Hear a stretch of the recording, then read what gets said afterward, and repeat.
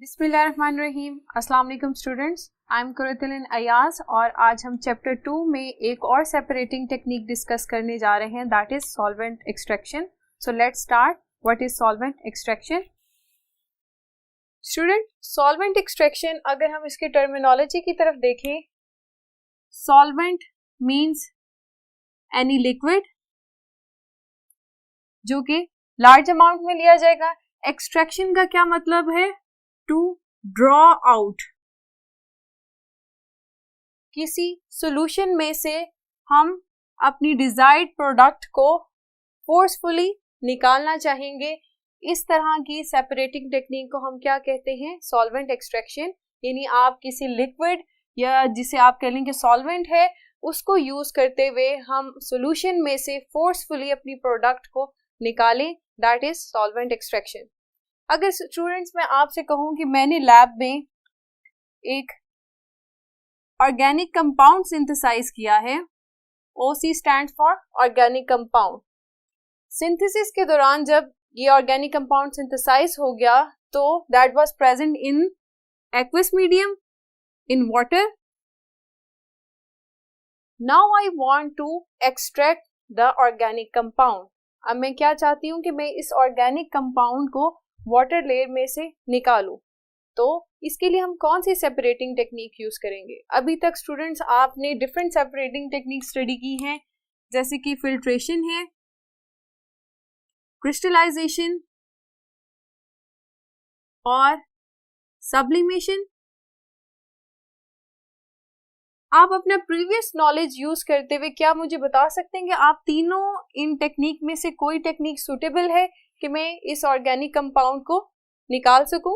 तो सबसे पहले फिल्ट्रेशन को देखते हैं। तो students, filtration is specific for insoluble impurities, कि अगर आपके पास सॉल्यूशन ऐसा है जिसमें आपके पास इनसॉल्युबल इम्प्योरिटीज हैं तो फिर आप फिल्ट्रेशन को इस्तेमाल करेंगे। लेकिन यहाँ पर हमारा ऑर्गेनिक कंपाउंड तो डिसॉल्व हुआ है, यहाँ इनसॉल्युबल कोई भी चीज नहीं है, तो इट्स मीन कि आप फिल्ट्रेशन की प्रोसेस को इसकी सेपरेशन के लिए इस्तेमाल नहीं कर सकते। अगर हम सेकंड क्रिस्टलाइजेशन की तरफ देखें तो क्रिस्टलाइजेशन वो टेक्निक है जिसके अंदर आप अपने डिजायर्ड कंपाउंड को एक्सट्रैक्ट करते हैं थ्रू हीटिंग, यानी उसका सैचुरेटेड सॉल्यूशन बनाते हैं। Basically crystallisation is specific for the crystal solids. जो क्रिस्टल फॉर्म में सॉलिड्स होते हैं उनकी क्रिस्टलाइजेशन करते हैं और यहाँ पर हीटिंग भी इन्वॉल्व होती है। लेकिन स्टूडेंट्स, अगर हमारा ऑर्गेनिक कंपाउंड थर्मली अनस्टेबल हो तो क्या फिर हम क्रिस्टलाइजेशन के प्रोसेस को इस्तेमाल कर सकते हैं? नहीं। तो ये प्रोसेस भी हम इस्तेमाल नहीं कर सकते क्योंकि हम कह रहे हैं कि हमारा organic compound that is thermally unstable. जी, फिर सब्लिमेशन का प्रोसेस आपने पढ़ा था जो सेपरेटिंग टेक्निक है। इसके लिए किसी सॉलिड का सबलाइम होना जरूरी है। इट्स मीन कि उसके अंदर ऐसी प्रॉपर्टी होनी चाहिए कि वो सॉलिड से डायरेक्ट वेपर्स में कन्वर्ट हो। तो हमारे ऑर्गेनिक कंपाउंड में तो ये प्रॉपर्टी भी मौजूद नहीं है। इट्स मीन कि हम सब्लिमेशन को भी इस्तेमाल नहीं कर सकते। तो अब हम क्या करें? इट्स मीन कि हमें कोई और सेपरेटिंग टेक्निक चाहिए। जी, अगर हम सॉल्वेंट एक्सट्रैक्शन की तरफ देखें तो ऐसे कंपाउंड्स जो थर्मली अनस्टेबल हों और वॉलेटाइल हों, तो उन कंपाउंड्स की सेपरेशन के लिए हम सॉल्वेंट एक्सट्रैक्शन टेक्निक इस्तेमाल करते हैं। सॉल्वेंट एक्सट्रैक्शन टेक्निक है क्या, तो उसे डिफाइन करते हैं। सॉल्वेंट एक्सट्रैक्शन टेक्निक है क्या, उसे थ्योरेटिकली हम कैसे डिफाइन करेंगे? It is a separating technique in which solute or the organic compound, जिसे अभी हमने कहा, is separated by shaking the solution with the solvent in which solute is more soluble is called solvent extraction. जी students, आपने इसकी definition देखी, a separating technique in which solute, its mean your desired compound can be separated by shaking the solution with the solvent. ठीक है, solvent किस तरह का हो, in which solute is more soluble, यानी solution के solvent के मुकाबले में इस solvent में हमारा desired compound या solute जो है वो ज्यादा soluble होगा. इस तरह की separating technique को हम क्या कहते हैं, solvent extraction. स्टूडेंट्स, एक बात हम जहन में रखेंगे कि जो सॉल्वेंट हम इस्तेमाल करेंगे उसके कुछ खास कैरेक्टरिस्टिक्स हैं. वो किस तरह के हम देखते हैं. जो सॉल्वेंट आप यूज करेंगे for solvent extraction, it should be immiscible with the solution. यानी आपने जो सॉल्वेंट चूज करना है उसकी नेचर डिफरेंट होनी चाहिए with the solvent of the solution. अगर मैं आपको एग्जांपल दूं कि ऑर्गेनिक कंपाउंड जैसे हमने कहा था कि हमने सिंथेसाइज किया है, वो किसमें कौन सी लेयर थी, वाटर की, यानी वाटर एज अ सॉल्वेंट मौजूद था इस सॉल्यूशन में. वाटर की नेचर क्या है, पोलर. अब अगर मैं कोई सॉल्वेंट ट्राई करना चाहूंगी कि जो डिजायर्ड सॉल्यूट है उसके लिए कौन सा सूटेबल सॉल्वेंट है, तो मुझे सबसे पहले ये ध्यान रखना होगा कि सॉल्यूशन जो है वो पोलर इन नेचर है, तो मुझे ऐसा सॉल्वेंट ट्राई करना चाहिए जिसकी नेचर नॉन पोलर हो. जब नॉन पोलर नेचर का मैं सॉल्वेंट यूज करूंगी तो वो इमिसिबल होगा. Immiscible means that do not dissolve, यानी लेयर्स बन जाती हैं. अगर मैं आपको इमिसिबल की एक बहुत कॉमन एग्जांपल दूं, पानी और ऑयल, वाटर एंड ऑयल. जब आप वाटर और ऑयल मिक्स करने की कोशिश करते हैं, शेकिंग करें, तो उसके बाद जब आप उसे स्टैंड करते हैं तो दो डिफरेंट लेयर्स बन जाती हैं. ऑयल जो है वो ऊपर आ जाता है और पानी नीचे रह जाता है. इट्स मीन कि oil and water do not mix with each other, और you can say they are immiscible. तो इमिसिबल टर्म ऐसे सॉल्वेंट्स के लिए यूज होगी कि जो कि डिसॉल्व नहीं होते. पोलर और नॉन पोलर भी डिसॉल्व नहीं होंगे. हमने कहा था ऑर्गेनिक कंपाउंड एक्वस लेयर में मौजूद है, तो हम कौन सा सॉल्वेंट ट्राई करेंगे, नॉन पोलर, क्योंकि वो इमिसिबल होगा. हम कोई पोलर सॉल्वेंट ट्राई नहीं कर सकते. सेकंड, इसका कैरेक्टरिस्टिक क्या है कि सॉल्वेंट ऐसा हो जिसमें सॉल्यूट इज मोर सॉल्युबल और कंप्लीटली सॉल्युबल. मोर सॉल्युबल और कंप्लीटली सॉल्युबल. अगर मैं आपको एग्जांपल दूं कि मैंने आपसे कहा कि अब हमें एक चीज तो पता चल गई कि जो सॉल्वेंट हम ट्राई करेंगे उसकी नेचर क्या होनी चाहिए, नॉन पोलर. अब मैंने 3 सॉल्वेंट्स ट्राई किए, solvent A, solvent B and solvent C. मैंने तीनों सॉल्वेंट्स में एक ही अमाउंट का सॉल्यूट जो या फिर हमारा डिजायर्ड कंपाउंड जो ऑर्गेनिक कंपाउंड था उसको ऐड किया. से 100 ग्राम्स मैंने ऑर्गेनिक कंपाउंड का सॉल्वेंट ए में डिसॉल्व करवाने की कोशिश की, और इसी तरह से बी और सी में भी सेम अमाउंट ऐड की. ऑब्जर्वेशन क्या थी कि सॉल्वेंट ए में ऑर्गेनिक कंपाउंड 60 ग्राम डिसॉल्व हुआ, जबकि बी में 80 ग्राम डिसॉल्व हुआ, और सी में कितना हुआ, 100% डिसॉल्व हो गया. 100% डिसॉल्व होने का क्या मतलब है कि that is completely soluble in this solvent. तो बेस्ट चॉइस क्या होगी कि हम सॉल्वेंट सी को चूज करें. इसी तरह से एक और प्रॉपर्टी भी सॉल्वेंट की होनी चाहिए कि it should not dissolve the impurities. It should not dissolve impurities, कि सिर्फ और सिर्फ हमारे ऑर्गेनिक कंपाउंड को डिसॉल्व करे, इसके अंदर इम्प्योरिटीज डिसॉल्व नहीं होनी चाहिए. स्टूडेंट्स, ये हमने देखी कि जो हम सॉल्वेंट एक्सट्रैक्शन के लिए सॉल्वेंट सिलेक्ट करेंगे उसके क्या कैरेक्टरिस्टिक्स हैं. अब हम देखते हैं कि सॉल्वेंट एक्सट्रैक्शन टेक्निक उसकी क्या स्पेसिफिकेशन है. So let's see. Characteristic of solvent extraction में सबसे पहले हमारे पास पॉइंट आता है that is widely used for compounds, या आप कह लें कि organic compounds,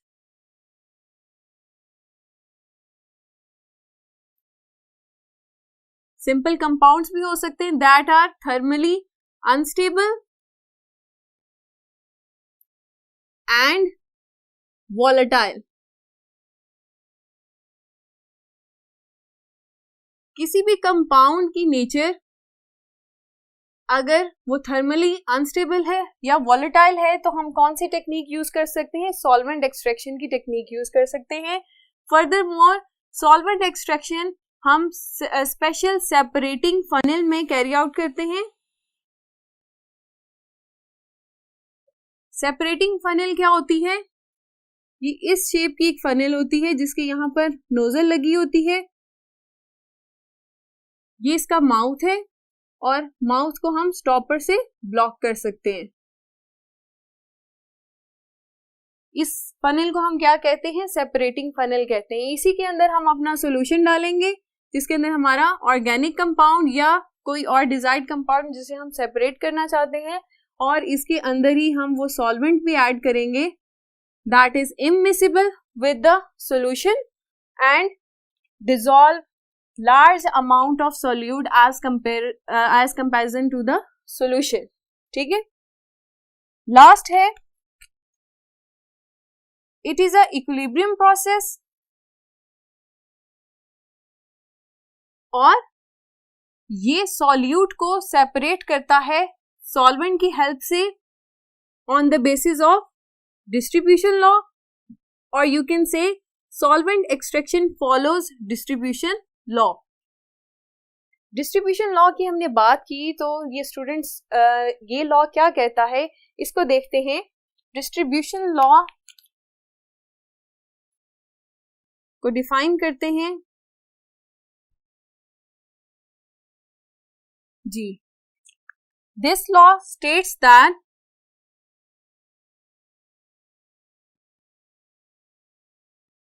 the solute dissolve itself between, you can say the solute distribute itself between two immiscible liquids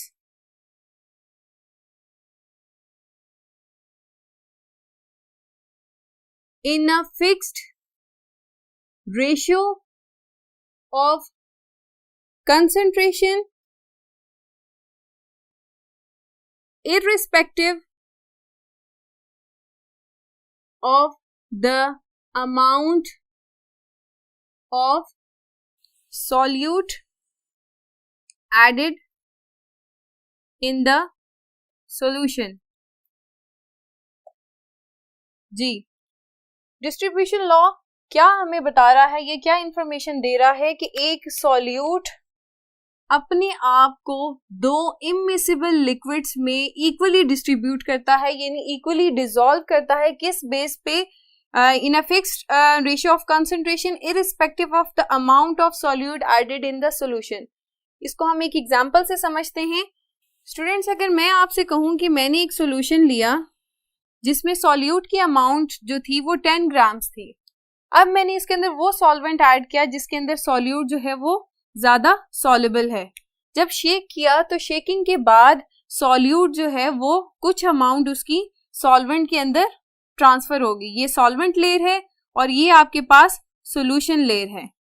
अब हमने ऑब्जर्व किया कि कितनी अमाउंट सॉल्यूट की सॉल्वेंट में ट्रांसफर हुई, दैट वाज 2 ग्राम्स, और सॉल्यूशन में कितनी रहेगी? 8 ग्राम्स। अगर हम इसकी रेशियो देखें तो 2:8 हमारे पास आती है 1:4। अब मैं अगर सॉल्यूट की अमाउंट बढ़ा दूं, सॉल्यूशन के अंदर सॉल्यूट की अमाउंट बढ़ा दी, 10 से कितनी कर दी? 100 ग्राम्स कर दी। दोबारा से सॉल्वेंट इसमें ऐड किया जिसके अंदर सॉल्यूट ज्यादा सॉल्युबल है। अब क्या ऑब्जर्व किया कि आफ्टर शेकिंग कितनी अमाउंट सॉल्वेंट में ट्रांसफर हुई? दैट वाज सॉल्वेंट लेयर में 20 ग्राम्स और रेस्ट कितनी रहेगी? 80 ग्राम्स। तो आप 20 और 80 की रेशियो लें तो आपके पास अगेन 1:4 आंसर आया। तो स्टूडेंट्स, आपने देखा कि irrespective of the amount of solute, 10 grams हो या 100 ग्राम्स हो, सॉल्यूट ने अपने आप को दो इमिसिबल लिक्विड्स में सेम रेशियो के साथ डिस्ट्रीब्यूट किया। अब डिस्ट्रीब्यूशन लॉ फर्दर हमें एक डिस्ट्रीब्यूशन कोफिशिएंट इंट्रोड्यूस करवाता है। ये इन्हीं कंसंट्रेशन की रेशियो है। डिस्ट्रीब्यूशन कोफिशिएंट K से डिनोट करते हैं, इसे हम KD भी कहते हैं। ये किसके इक्वल होता है? That is ratio of concentration of solute in the solvent over concentration of solute in the solution। ठीक है, ये एक फिक्स्ड रेशियो होगी और इसी की बेस पर आपका जो सॉल्यूट है वो अपने आप को दो इमिसिबल लिक्विड में सेपरेट करेगा। सॉल्वेंट एक्सट्रैक्शन की स्टूडेंट्स हमने इसके कैरेक्टरिस्टिक भी देख लिए और ये भी देखा कि ये डिस्ट्रीब्यूशन लॉ को फॉलो करता है। अब हम इसके प्रोसीजर की तरफ आते हैं कि सॉल्वेंट एक्सट्रैक्शन को हम किस तरह से कैरी आउट कर सकते हैं। स्टूडेंट्स, सॉल्वेंट एक्सट्रैक्शन की एग्जांपल हम ईथर एक्सट्रैक्शन लेते हैं। Ether extraction basically students organic compound की सेपरेशन के लिए इस्तेमाल होती है, क्योंकि ऑर्गेनिक कंपाउंड्स की नेचर नॉन पोलर होती है और ether is also a non polar solvents. तो स्टूडेंट्स आइए देखते हैं कि ईथर एक्सट्रैक्शन का प्रोसीजर क्या है। जी स्टूडेंट्स, हम सॉल्वेंट एक्सट्रैक्शन में ether extraction as an example study करने जा रहे हैं। ईथर एक्सट्रैक्शन लेबोरेटरी में ऑर्गेनिक सिंथेसिस के दौरान ऑर्गेनिक कंपाउंड्स को एक्सट्रैक्ट करने के लिए इस्तेमाल की जाती है। इसका प्रोसीजर स्टडी करते हैं। सबसे पहले स्टूडेंट्स हम सेपरेटिंग फनेल लेंगे। इस सेपरेटिंग फनेल के अंदर हम एक्वस लेयर या आप कह लेंगे aqueous solution of organic compound add करेंगे। इसके बाद हम इसमें ईथर ऐड करेंगे एज अ सॉल्वेंट। स्टूडेंट्स, अब आप ऑब्जर्व करें कि ये दोनों लेयर्स आपस में सेपरेट हुई हुई हैं, ये डिसॉल्व नहीं हुई, यानी दोनों जो लेयर्स हैं वो इमिसिबल हैं।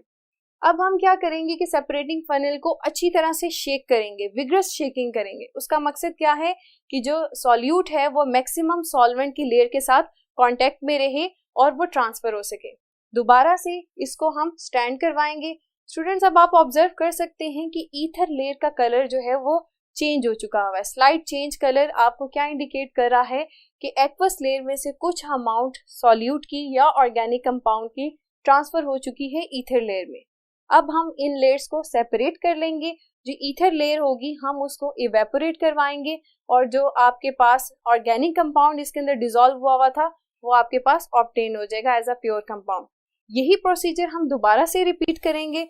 ठीक है, दोबारा से ईथर डालेंगे, शेकिंग करेंगे। तो रिपीटेड एक्सट्रैक्शन से क्या होगा कि आपको बार बार शेकिंग करने से सॉल्यूट की अमाउंट या ऑर्गेनिक कंपाउंड की अमाउंट जो है वो एक्वस लेयर से निकलती जाएगी और एक टाइम आएगा कि सारा का सारा ऑर्गेनिक कंपाउंड जो है वो एक्वस लेयर से ईथर लेयर में शिफ्ट हो जाएगा। स्टूडेंट्स, इसके लिए बेस्ट ऑप्शन है कि जब आप सॉल्वेंट एक्सट्रैक्शन करें कि आप सॉल्वेंट की अमाउंट बहुत कम इस्तेमाल करें फॉर सिंगल एक्सट्रैक्शन।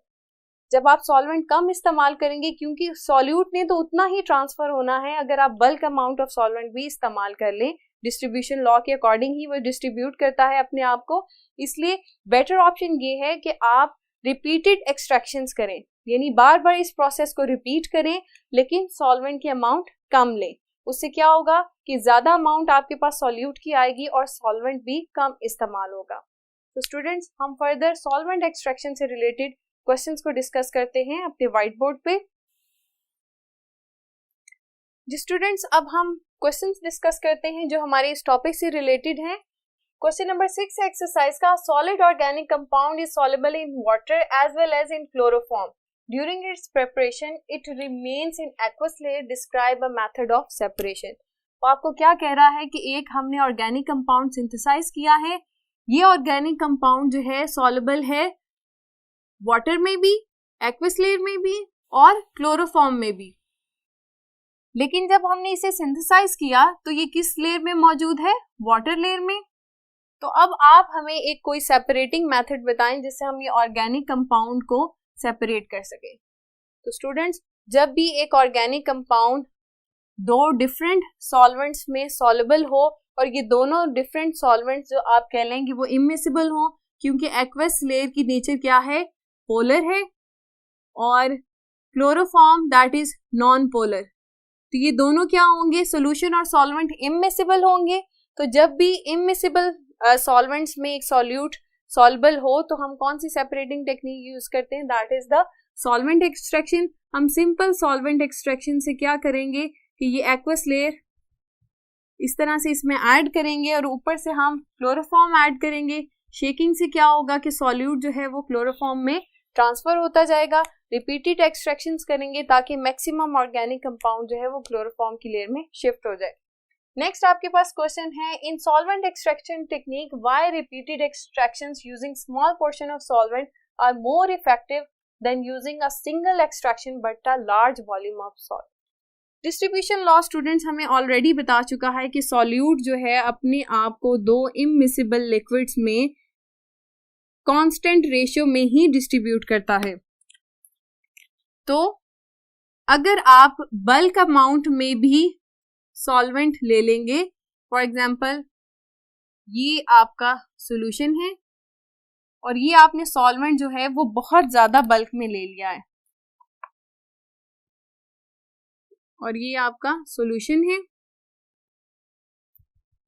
तो डिस्ट्रीब्यूशन लॉ के अकॉर्डिंग जितना सॉल्यूट यहां पर स्मॉल अमाउंट ऑफ सॉल्वेंट में ट्रांसफर होगा उतना ही solute large amount of solvent में ट्रांसफर होगा।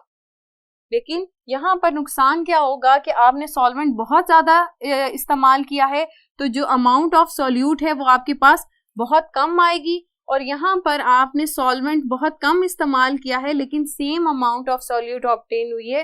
तो बेटर ऑप्शन ये है कि आप स्मॉल अमाउंट ऑफ सॉल्वेंट इस्तेमाल करें लेकिन इसे प्रोसीजर को बार बार रिपीट करें, यानी रिपीटेड एक्सट्रैक्शंस करें। उससे क्या होगा, सॉल्वेंट की अमाउंट भी कम इस्तेमाल होगी और सॉल्यूट भी आपके पास ज़्यादा आ सकेगा। तो student, that was the questions that are related with the solvent extraction. Next हम लेक्चर में CCl4 जो एक और इसकी एग्जांपल है जिसे हम CCl4 एक्सट्रैक्शन कहते हैं, कार्बन टेट्राक्लोराइड की एग्जांपल है, वो हम नेक्स्ट लेक्चर में डिस्कस करेंगे। तब तक के लिए अपना बहुत ख्याल रखिए। अल्लाह हाफिज।